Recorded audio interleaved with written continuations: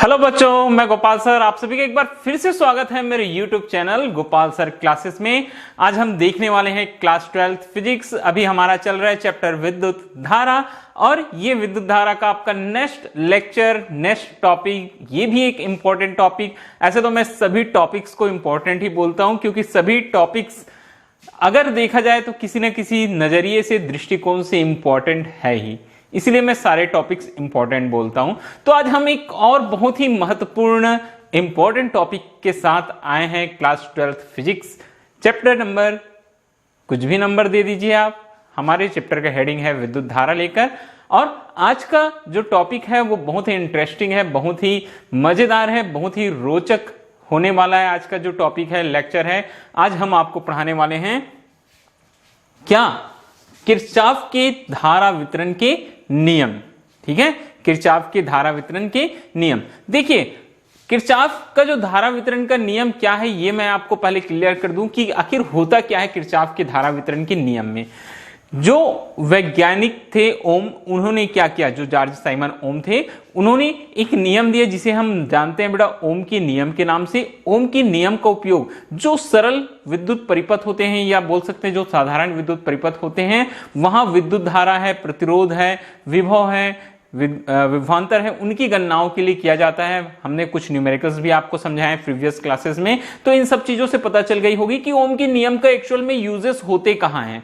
अब जब कुछ जटिल और बड़े प्रश्नों को, परिपथों को हल करने की जरूरत पड़ी तो वहां जब हमने ओम के नियम का प्रयोग किया या वैज्ञानिकों ने जब ओम के नियम का प्रयोग करना शुरू किया तो ओम के नियम की सहायता से उन जटिल परिपथ या उन कठिन बोल सकते हो परिपथों को हल करना थोड़ा सा कैसे लगा, उनको मुश्किल काम लगा। वहां ओम का नियम उतना प्रभावी नहीं था, ओम का नियम वहां उतना प्रभावी नहीं था। तो वैज्ञानिकों ने किया क्या, वैज्ञानिकों ने एक नया नियम निकाला। एक वैज्ञानिक थे किरचॉफ, उन्होंने नया नियम निकाला किसके लिए, करंट और वोल्टेज के लिए। किसके लिए, करंट और वोल्टेज के लिए। उन्होंने विद्युत धारा और वोल्टेज को कैलकुलेट करने के लिए दो नियम निकाले। उन्हीं दो नियमों को हम बोलते हैं किरचॉफ के नियम। ठीक है, तो यहां दो नियम हमको पढ़ने हैं। एक होता है केसीएल, किरचॉफ्स करंट लॉ, और एक होता है केवीएल, किरचॉफ्स वोल्टेज लॉ। ये उसके शॉर्टकट नाम है। तो अब हम देखेंगे आपके जो सिलेबस में एनसीईआरटी जो हिंदी मीडियम का सिलेबस है उसमें जो टॉपिक्स दिए हुए हैं उन पर चर्चा करेंगे। कुछ और भी चीजें उनके बारे में जो पॉइंट्स रहेंगे, जो फैक्ट पॉइंट हम देखेंगे, जो इंपॉर्टेंट पॉइंट देखेंगे उसे हम पॉइंट आउट करेंगे और आपको बताते हुए चलेंगे। तो चलिए अब ज्यादा देर ना करते हुए आज की क्लास स्टार्ट करते हैं। और सभी बच्चे जो अभी तक इस चैनल को सब्सक्राइब नहीं किए, मैं हर बार और हर वीडियो में बोलता हूं और अंतिम तक यही चीज बोलते रहूंगा, अगर आप ये वीडियो देख रहे हैं बेटा, अगर हमारा लेक्चर, मेरा लेक्चर आपको अच्छा लगता है तो आप चैनल सब्सक्राइब करना ना भूलें। चैनल सब्सक्राइब कीजिए ताकि हमको मोटिवेशन मिले। एक टीचर जो होता है उसके लिए सबसे बड़ा जो उसका धन है बेटा, आप बच्चे हैं, आप स्टूडेंट हैं। आपका जो मोटिवेशन है, आप अगर हमको इंकरेज करेंगे और अच्छे वीडियोस हम बनाएंगे, हम ऐसे वीडियो बनाएंगे जिनसे आपको फायदा होगा, आपको सारी चीजें अच्छे से समझ में आ जाएगी। तो प्लीज मैं बार बार यही चीज दोहराता हूं, आप चैनल सब्सक्राइब कीजिए। ओके, तो आज का क्लास हम स्टार्ट करते हैं। ठीक है, तो आज की वीडियो का हमारा पॉइंट मैंने बता दिया, हमको पढ़ना है किरचॉफ के नियम। अब हम देखेंगे किरचॉफ के नियम, यहां लिखा है किरचॉफ के धारा वितरण के नियम, Kirchhoff law of current distribution. कौन कौन से नियम आएंगे या किस प्रकार के नियम आएंगे। यहां हमको दो नियम पढ़ना है बेटा। कितने नियम हमको देखने हैं, दो नियम देखने हैं। चलिए हम बात करते हैं किरचॉफ के प्रथम नियम की, किरचॉफ फर्स्ट लॉ। किरचॉफ का प्रथम नियम या इसे बोला गया संधि का नियम, जंक्शन रूल। क्या बोला गया बेटा, जंक्शन रूल। तो क्या होता है किरचॉफ का प्रथम नियम या संधि का नियम, देखिए क्या लिखता है। बोलता है किसी विद्युत परिपथ में किसी भी संधि, किसी विद्युत परिपथ में किसी भी, ये थोड़ा सा प्रिंटिंग मिस्टेक हो गया है। ओके, ये प्रिंटिंग मिस्टेक हो गया बेटा। ये क्या चीज है, ये किसी की नहीं है, ये क्या है, किसी भी, ये है किसी भी संधि पर मिलने वाली समस्त विद्युत धाराओं का बीजगणितीय योग क्या होता है, बोलता है शून्य होता है। ठीक है, क्या बोलता है, किसी विद्युत परिपथ में किसी भी संधि पर मिलने वाली समस्त विद्युत धाराओं का जो बीजगणितीय योग होता है वो क्या होता है, शून्य होता है। चलिए थोड़ा सा हम डायग्राम से समझते हैं कैसे। ये एक मैं एक संधि बना रहा हूं बेटा, क्या बना रहा हूं, एक संधि बना रहा हूं, एक जंक्शन बना देते हैं हम यहां हम एक जंक्शन बना देते हैं, चलिए ठीक है।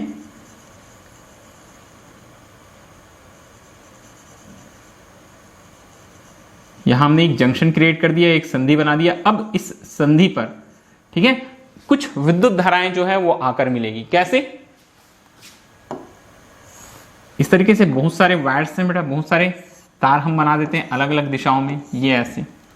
तो इस संधि पर देखिए कुछ विद्युत धाराएं आ रही हैं, ये I1। मान के चलते हैं कुछ विद्युत धाराएं इनसे दूर जा रही हैं, I2।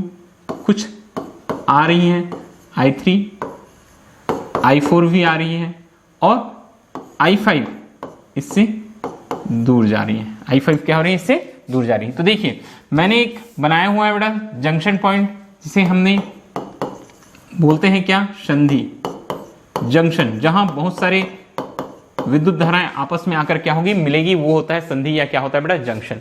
तो मैंने एक जंक्शन बनाया हुआ है, क्या बनाया हुआ है बेटा, मैंने एक जंक्शन बनाया हुआ है। और इस जंक्शन में देखिए यहां मैंने तीर के निशान अगर जंक्शन की ओर किए हैं, मतलब करंट आ रही है, I1 आ रही है। ये मैंने तीर का निशान दूर की ओर किया है, मतलब करंट I2 यहां से दूर जा रही है, I3 इसकी ओर आ रही है, I4 जंक्शन की ओर आ रही है, I5 जंक्शन से दूर जा रही है। तो किरचॉफ का जो प्रथम नियम है, या जो संधि का नियम है, वो बोलता है कि किसी विद्युत परिपथ में किसी भी संधि पर मिलने वाली समस्त विद्युत धाराओं का बीजगणितीय योग क्या होता है, बोलता है शून्य होता है। ठीक है, तो हम समस्त धाराओं को आपस में क्या कर देंगे, जोड़ देंगे। यहां मैंने देखिए लिखा है बेटा summation of I is equal to 0, तो ये होता है summation of I। Summation of I मतलब सभी का योग, तो ये हो जाएगा बेटा हमारे पास I1 plus I2 plus I3 plus I4 plus I5 equal 0। क्या हो जाएगा, इक्वल 0। जितने भी विद्युत धाराएं सभी का योग कितना हो जाएगा बेटा, 0 हो जाएगा। अभी एक महत्वपूर्ण बात, चौंकिए मत, अभी हमारा ये जो रूल है वो कंप्लीट नहीं हुआ है। अब हम बात करते हैं यहां चिन्हों की। ठीक है, बहुत ही महत्वपूर्ण चीज बता रहा हूं, चिन्हों की।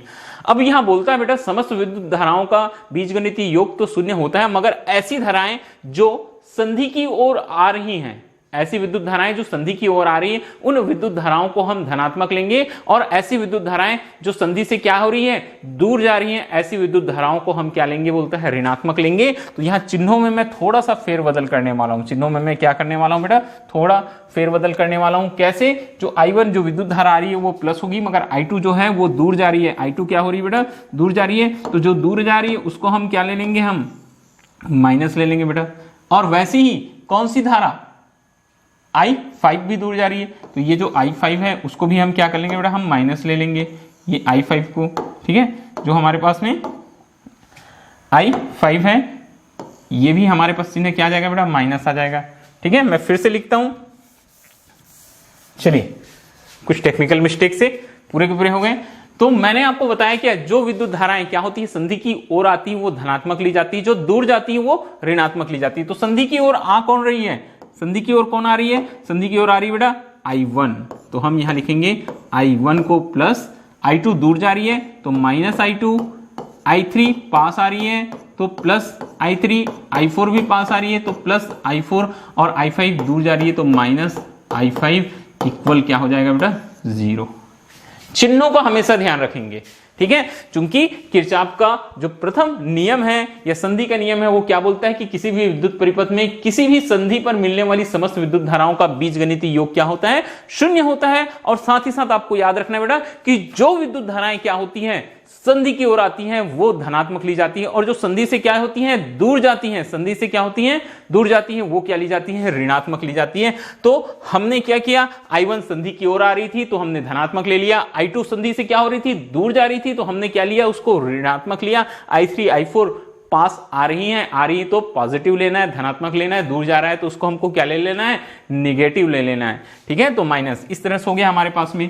ठीक है, सबका योग 0 हो गया। अब हम इसको ऐसे भी लिख सकते हैं बेटा, I1 plus I3 plus I4, और ये माइनस वाले को दूसरे पक्ष में ले जाएंगे तो क्या हो जाएगा, I2 प्लस I5, ये हो जाएगा हमारे पास में। ठीक है, तो ये होता है किरचॉफ का प्रथम नियम या संधि का नियम। और पॉइंट की बात करते हैं, जो फैक्ट की बात है, जो फैक्ट वाली चीज है यहाँ, ठीक है। कुछ पॉइंट्स हम यहाँ ड्रॉ लिखते हैं बेटा। कैसे पॉइंट्स हम बनाते हैं, चलिए हम स्टार पॉइंट्स बनाते हैं, या कुछ स्टार हमारे पास जो पॉइंट्स होंगे स्टार बना लेते हैं हम यहाँ।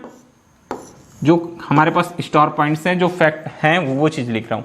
ये नियम को और क्या बोलते हैं, इस नियम को हम क्या बोलते हैं बेटा, किरचॉफ्स करंट लॉ बोलते हैं। ये नियम कहलाता है KCL। क्या बोलेंगे हम इसको, किरचॉफ्स करंट लॉ, ठीक है। और महत्वपूर्ण बात, ये जो नियम है वो नियम जो होती है किसके अनुकूल होती है, बोलता है ये ऊर्जा संरक्षण के नियम के अनुकूल होती है, बोलता है नियम के अनुकूल है। क्या है बोलता है बेटा, ऊर्जा संरक्षण के नियम के अनुकूल है, क्योंकि संधि पर, ठीक है, विद्युत धाराएं नष्ट नहीं हो रही, वो संधि पर क्या हो रही है, कुछ विद्युत धाराएं आ रही है तो कुछ विद्युत धाराएं वहां से दूर जा रही हैं। और ऊर्जा संरक्षण या किसी भी चीज का नियम क्या बोलता है कि ऊर्जा को ना तो उत्पन्न किया जा सकता है और ना ही क्या किया जा सकता है, बोलता है नष्ट कर सकता है। तो हम बोल सकते हैं कि किरचॉफ का जो प्रथम नियम है, संधि का नियम है, वो ऊर्जा संरक्षण के नियम के क्या है, अनुकूल है। इस तरीके से बेटा हमारा ये जो टॉपिक है ये यही क्या होता है, खत्म होता है, ये प्रथम नियम। ओके, बात समझ में आई होगी, बहुत इंपॉर्टेंट है और अच्छा है, सरल है। फिर से देखो, एक संधि पर बोलता है मिलने वाली समस्त विद्युत धाराओं का बीजगणितीय योग शून्य होता है। जितनी धाराएं रहेगी सभी का योग 0 करना है। हमको देखना कहां है, हमको ध्यान कहां देना है, जो धाराएं आ रही है वो पॉजिटिव लेंगे, धनात्मक लेंगे, जो दूर जा रही है उसको ऋणात्मक लेंगे, और इस तरीके से हम क्या करेंगे, किरचॉफ का प्रथम नियम या संधि का नियम याद रखेंगे। ओके, आगे बढ़ते हैं किरचॉफ सेकंड लॉ, किरचॉफ का द्वितीय नियम की ओर। अब देखिए, द्वितीय नियम या बोलता है बेटा लूप का नियम। किसका नियम बोलता है, लूप का नियम। तो हम देखना है यहां हमको किरचॉफ का द्वितीय नियम या लूप का नियम क्या होता है, ये हम आपको बताने वाले हैं। तो देखिए क्या बोलता है, ये लूप मतलब होता है बेटा बंद जाल। जाल मालूम है, एक जाल है, ठीक है, एक जाल है, चारों तरफ से क्या है बोलता है, बंद है। तो इसे हम द्वितीय नियम को हम लूप का नियम भी बोल सकते हैं, मेश लॉ भी बोलते हैं, लूप का नियम या जाल का नियम भी बोलते हैं, ठीक है। तो यहां क्या होता है, यहां होता है बोलता है किसी विद्युत परिपथ के किसी बंद लूप, कोई भी विद्युत परिपथ रहेगा उसका कोई बंद लूप, विद्युत परिपथ का बंद लूप मतलब बंद जाल में विद्युत वाहक बलों का बीजगणितीय योग, जो विद्युत वाहक बल रहेंगे, यहां देखिए मैंने मेंशन किया है बेटा डेल्टा ई, विद्युत वाहक बलों का बीजगणितीय योग सिग्मा ई, ठीक है।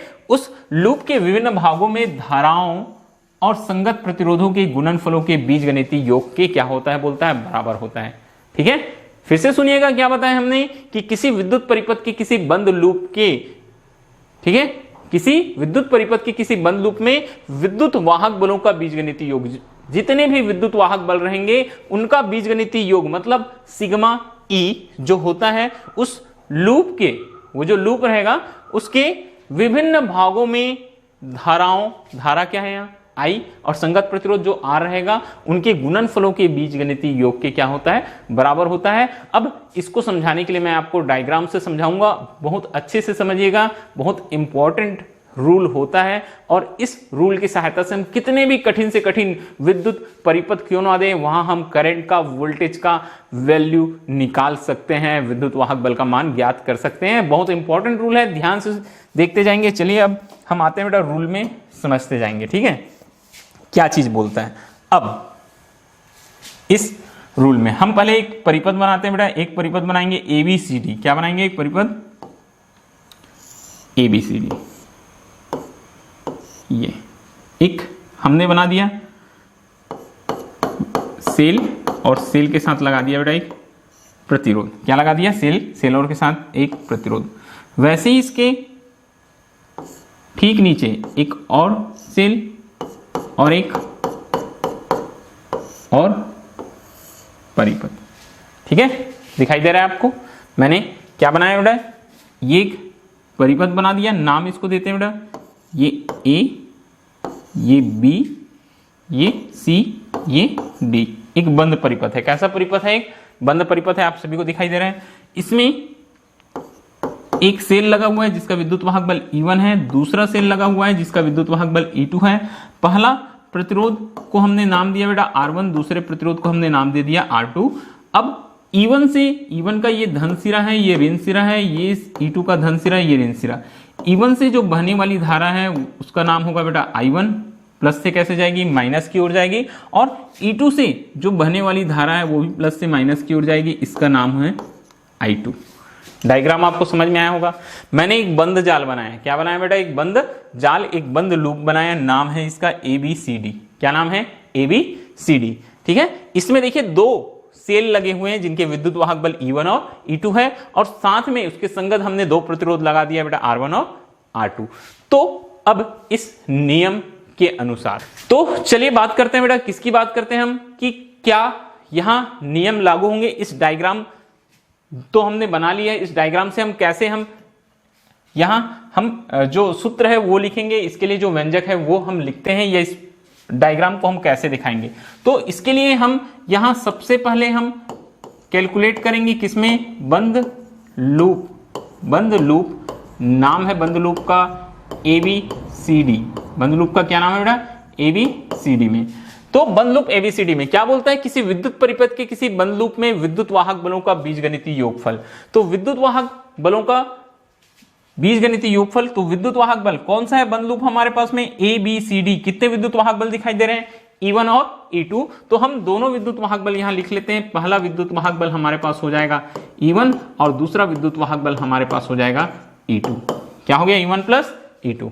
फिर क्या लिखता है, उस लूप के विभिन्न भागों में धाराओं और संगत प्रतिरोधों के गुणनफलों के बीजगणितीय योगफल के बराबर होता है। तो यहां धारा क्या है, देखिए यहां पहले लाइन में I1 और संगत प्रतिरोध क्या है, R1। दूसरी लाइन में धारा I2 और संगत प्रतिरोध R1। तो धारा और प्रतिरोध का गुणनफल, तो धारा का मान है हमारे पास में I1, और जो प्रतिरोध है उसका मान है हमारे पास में R1। वैसे ही दूसरी लाइन में जो हमारे पास में धारा है बेटा उसका मान है I2, और जो उसके संगत प्रतिरोध है उसका मान है हमारे पास में R2। क्या है बेटा हमारे पास में R2। तो ये आ गया, इनका क्या बोलता है, योगफल, ठीक है। तो E1 plus E2 is equal to हो गया I1 R1 plus I2 R2। अब इंपॉर्टेंट फैक्ट इस प्रश्न का क्या बोलता है, देखिए चिन्हों को हम किस प्रकार से लिखेंगे। अभी तो बीजगणितीय योग बोल दिया मैंने, योग कर दिया E1 plus E2 I1 R1 plus I2 R2। अब बता रहा हूं, सबसे पहले बेटा प्रतिरोध के लिए या विद्युत धारा के लिए बोलता है, यदि हम एक पूरा चक्कर विद्युत धारा की दिशा में लगाते हैं, एक पूरा चक्कर विद्युत धारा की दिशा में लगाते हैं, कोई भी एक धारा ले लीजिए आप, जो भी लेना है आपको, चाहे वो I1 ले लो, चाहे आप I2 ले लो। मैंने जैसे मान लिया बेटा I1, तो मैं I1 से चलना शुरू करूंगा। कहां से चलना शुरू करूंगा मैं, I1। अगर आप I2 मानते हैं और I2 से राउंड होते हैं तब भी आपका जो इक्वेशन आएगा, जो आपका समीकरण आएगा एकदम सही आएगा। मैं ले रहा हूं I1 और I1 से रोटेट होना शुरू होता हूं। तो देखो, अगर बोलता है अगर हम एक पूरा चक्कर विद्युत धारा की दिशा में लगाते हैं तो धारा को हम धनात्मक लेते हैं। तो धारा को हम क्या लेते हैं, बोलता है धनात्मक लेते हैं, प्रतिरोध को हम धनात्मक लेते हैं, ठीक है। तो जैसे मैं I1 से चलना शुरू करता हूं तो देखिए मेरा एक चक्कर, ये I1 ये ऐसे होगा बेटा, ये ऐसे मूव हो जाऊंगा इस तरह से।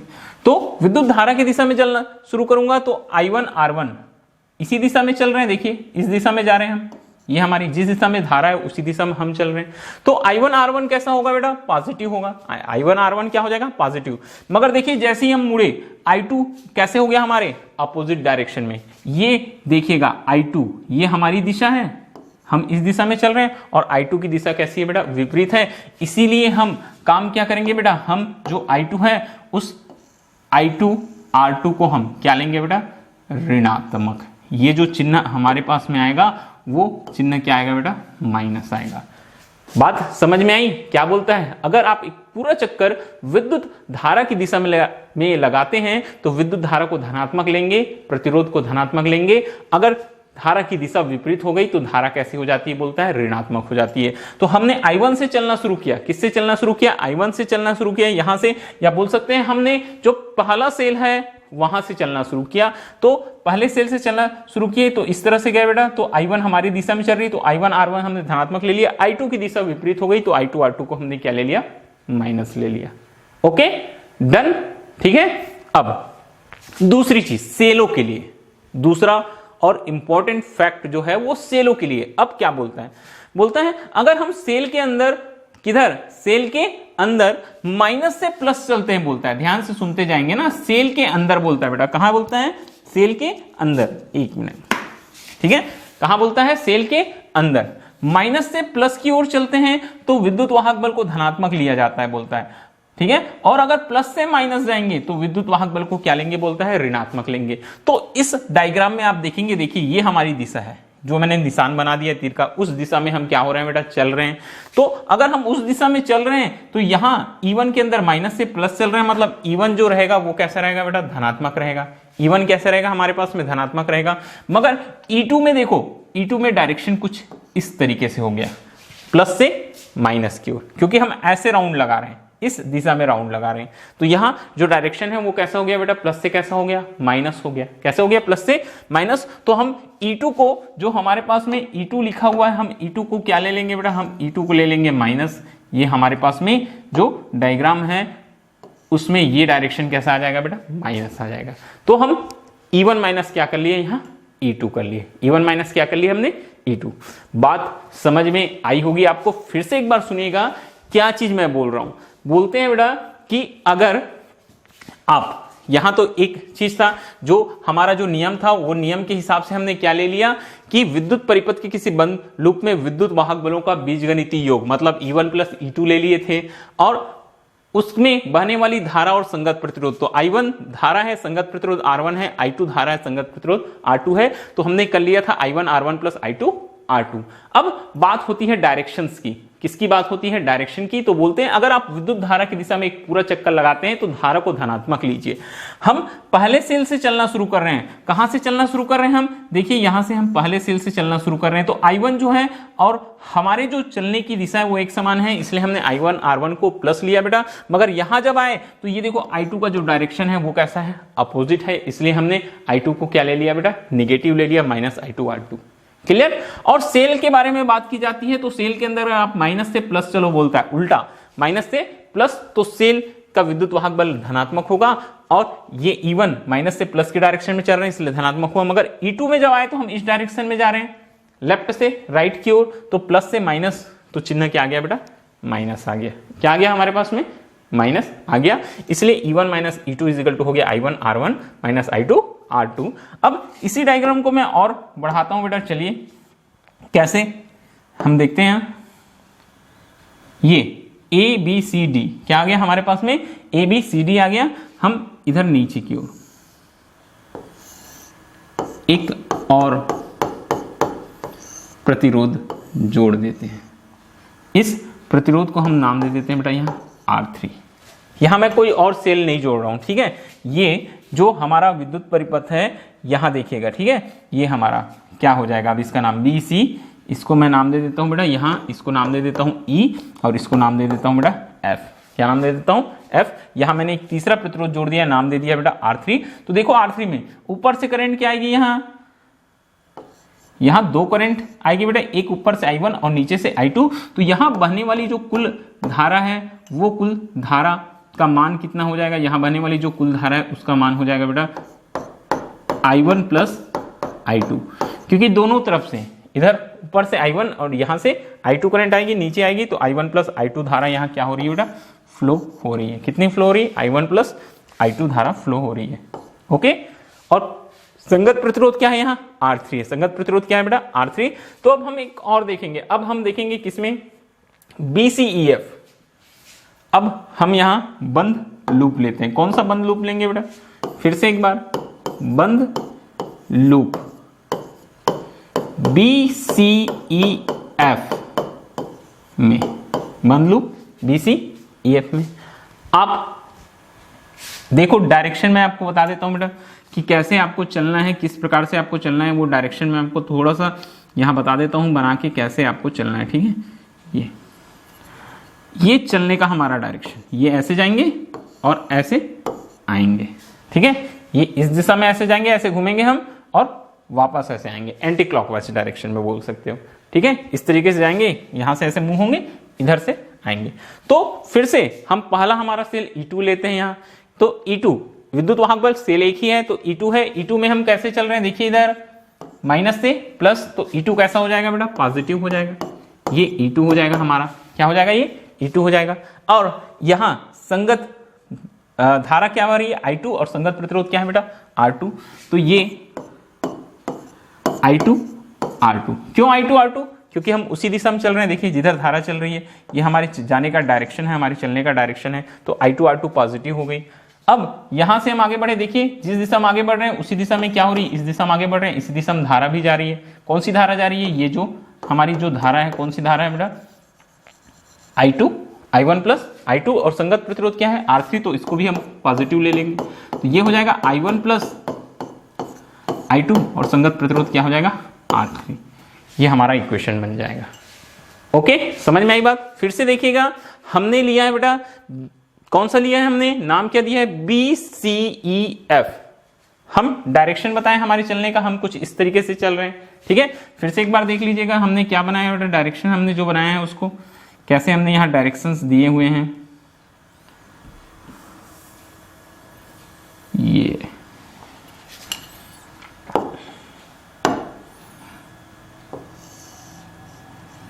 ठीक है। ये देखो मैंने कैसे डायरेक्शन दिए हुए हैं, इधर से ये ऐसे, इधर से ये ऐसे, इस तरीके से चल रहे हैं। तो सबसे पहले विद्युत वाहक बल की बात की तो हम माइनस से कैसे चल रहे थे, प्लस, इसलिए E2 को पॉजिटिव लिया, और कोई यहाँ विद्युत वाहक बल तो है ही नहीं, कोई सेल तो है ही नहीं हमारे पास। फिर उसके बाद हम धारा की बात करते हैं, तो जिधर हम चल रहे हैं उधर ही धारा भी चल रही है, ये ऐसे जा रहे हैं उधर ही धारा, तो I2 R2 कैसे हो गया बेटा, पॉजिटिव। आगे बढ़े तो जिधर हम जा रहे थे उधर I1 प्लस I2 धारा बह रही थी, I1 ऊपर से आई, I2 नीचे से आई, तो ये संगत प्रतिरोध R3, तो I1 प्लस I2 इंटू क्या हो गया, R3। इस तरीके से हम, जो हमारे पास में दो रूल्स हैं, किसके, किरचॉफ के। पहला नियम, ठीक है, पहला जो नियम देखे थे बेटा वो विद्युत धाराओं के लिए था कि किसी भी संधि पर विद्युत धाराओं का बीजगणितीय योग शून्य होता है। जो विद्युत धाराएं संधि की ओर आ रही होती है उसे धनात्मक लेते हैं, जो उससे दूर जाती है उसे हम ऋणात्मक लेते हैं। उसे हमने बताया था किरचॉफ्स करंट लॉ KCL, ठीक है, वो करंट पर था और वो ऊर्जा संरक्षण के नियम के क्या था बेटा, अनुकूल था। अब जो द्वितीय नियम है, यहां हमको विद्युत वाहक बल या हमको वोल्टेज निकलता हुआ दिखाई दे रहा है, तो दूसरा नियम, यहां भी मैं कुछ की पॉइंट्स आपको लिख देता हूं बेटा, कुछ की पॉइंट्स जो है हमारे पास में इंपॉर्टेंट वो मैं आपको बता देता हूं।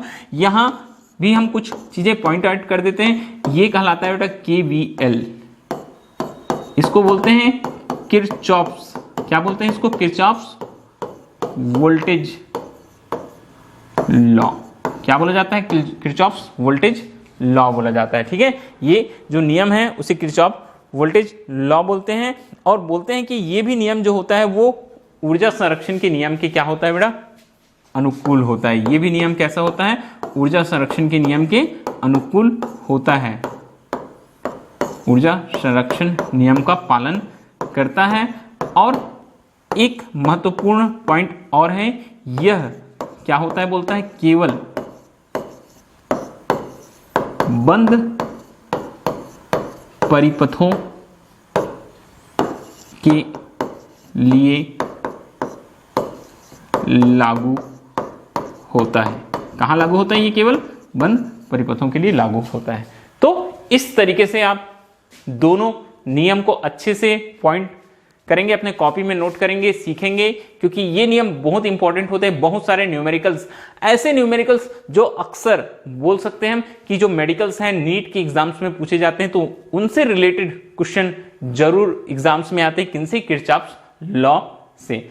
और सबसे इंपॉर्टेंट चीज मैं बता रहा हूं, इसके बाद जो मैं नेक्स्ट 2 वीडियो लेक्चर लेकर आने वाला हूं, 2 टॉपिक्स आपको पढ़ाने वाला हूं, वो टॉपिक्स आपके इसी से बनने वाले हैं, किससे, किरचॉफ्स की जो नियम है। इसके बाद हमारा नेक्स्ट टॉपिक होगा व्हीटस्टोन ब्रिज या व्हीटस्टोन सेतु, वहां हम इसका सिद्धांत देखेंगे, उसके लिए व्यंजक देखेंगे, उसके संतुलन की अवस्था देखेंगे। बगैर किरचॉफ के नियम की सहायता से आप उस नियम को नहीं कर सकते, इसलिए इंपॉर्टेंट है, आप अच्छे से कीजिएगा, ध्यानपूर्वक कीजिएगा। और उसके बाद हम मीटर ब्रिज पढ़ाएंगे, जो कि व्हीटस्टोन ब्रिज पर क्या रहता है, आधारित होता है। तो सारे वीडियोस एक दूसरे से, सारे टॉपिक्स एक दूसरे से कहीं ना कहीं लिंक अप हैं या एक दूसरे से संबंधित हैं। इसलिए मैं बोलता हूं हमेशा कि आप जब भी वीडियोस देखते हैं या लेक्चर अटेंड करते हैं, वो क्रम से कीजिए, 1 by 1। तो आज का वीडियो अगर आपको पसंद आया होगा तो प्लीज लाइक कीजिएगा, ठीक है, चैनल सब्सक्राइब कीजिए, अपने दोस्तों को बताइए, अपने फ्रेंड्स को बताइए, ज्यादा से ज्यादा शेयर कीजिए। जितना जल्दी चैनल ग्रो होगा उतने ही जल्दी मैं आप सभी के लिए लाइव क्लासेस लेकर आऊंगा। क्लास 11 के लिए, क्लास 12 के लिए कम से कम 1 आवर की लाइव क्लास, जिसमें हम बहुत सारे इंपॉर्टेंट चीजों के बारे में आमने सामने बात करेंगे, ठीक है, वो मैं आप सभी के लिए लेकर आने वाला हूं बहुत ही जल्द। जैसे ही मेरे चैनल में 1000 सब्सक्राइबर हो जाएंगे कंप्लीट, मैं तुरंत चैनल लेकर आऊंगा। उसके लिए मुझे भी इंतजार है, आप सभी को भी इंतजार होना चाहिए, बहुत सारे बच्चे वेट कर रहे हैं। तो प्लीज जल्दी से जल्दी सब्सक्राइब करते जाएंगे और जो भी हो कमेंट करते जाना, कौन सा वीडियो आपको चाहिए, कौन सा लेक्चर चाहिए, ये आप कमेंट बॉक्स में बताना, ठीक है। अब ये क्लास हम यही करते हैं खत्म, नेक्स्ट वीडियो में मिलेंगे नेक्स्ट टॉपिक के साथ। आज के लिए बस इतना ही, ओके, बाय।